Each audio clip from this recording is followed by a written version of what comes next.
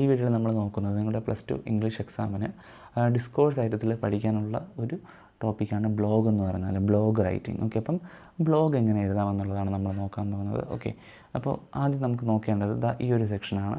ഇവിടെ ഞാൻ കുറച്ച് കോമൺ ആയിട്ടുള്ള സെൻറ്റൻസുകൾ കൊടുത്തിട്ടുണ്ട്. ഓക്കെ, അപ്പോൾ ഇതൊക്കെ നമുക്ക് എന്ത് ചെയ്യാൻ പറ്റും, ബ്ലോഗിനകത്ത് ഉൾക്കൊള്ളിക്കാൻ പറ്റുന്നതാണ്. അതിന് മുമ്പ് ആദ്യമായിട്ട് ഞാനൊരു ഫോർമാറ്റ് ജസ്റ്റ് പറഞ്ഞുതരാം.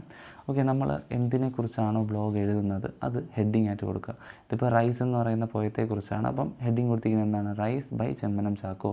അത് കഴിഞ്ഞിട്ട് നമ്മൾ ഡേറ്റ് വയ്ക്കുക. ഓക്കെ, ഇപ്പം മാസം, ദിവസം, വർഷം. ഓക്കെ, ദെൻ ഒരു ഫോർവേഡ് സ്ലാഷ് കൊടുക്കുക. ദെൻ ബ്ലോഗ് എഴുതുന്ന ആളുടെ പേര്. ഇപ്പോൾ നിങ്ങൾ പബ്ലിക് എക്സാം എഴുതുമ്പോൾ നിങ്ങളുടെ പേരൊന്നും എന്ത് ചെയ്യരുത്, അവിടെ എഴുതി വയ്ക്കാറ്. ജസ്റ്റ് ഒരു ഇമാജിനറി നെയിം കൊടുക്കുക. ഓക്കെ, അത്രേ ഉള്ളൂ. അല്ലെന്നുണ്ടെങ്കിൽ നോർമലി എന്ത് ചെയ്താൽ മതി, നെയിം എന്ന് എഴുതിയാലും മതി. ഓക്കെ, കുഴപ്പമൊന്നുമില്ല.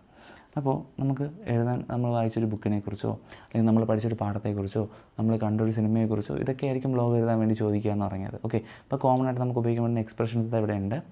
I would like to share my thoughts, അല്ലെങ്കിൽ റീഡിങ് എക്സ്പീരിയൻസ് ചെയ്യുക, എൻ്റെ ചിന്തകൾ അല്ലെങ്കിൽ എൻ്റെ വായന അനുഭവം ഞാനിവിടെ പങ്കുവയ്ക്കാൻ ആഗ്രഹിക്കുന്നു. അപ്പം I read the lesson or poem, ഞാൻ ഇന്ന പാഠം വായിച്ചു, അല്ലെങ്കിൽ ഇന്ന കവിത വായിച്ചു, അല്ലെങ്കിൽ ഇന്ന നോവൽ വായിച്ചു, അല്ലെങ്കിൽ ഇന്ന കഥ വായിച്ചു. ഓക്കെ, അല്ലെങ്കിൽ പറയാം ഐ വാച്ച്ഡ് ദ ഫിലിം, ഏത് ഫിലിമാണെന്നുള്ളത് എഴുതുക. അപ്പോൾ it has a good theme, it is thought provoking, ഇതൊക്കെ നമ്മൾ ചുമ്മാ പോച്ചടിക്കുന്നതാണ്. ദെൻ ഇറ്റ് ഇംപ്രസ്ഡ് മീ, അല്ലെങ്കിൽ എന്താണ് ഇറ്റ് ഷോക്ക്ഡ് മീ എന്ന് എഴുതാം. I have no words to express my feelings.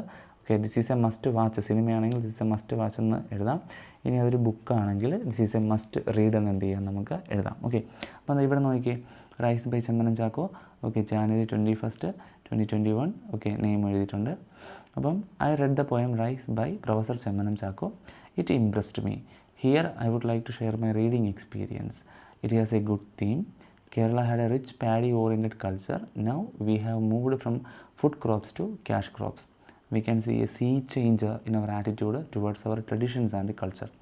The poem depicts the changing culture of farmers in Kerala.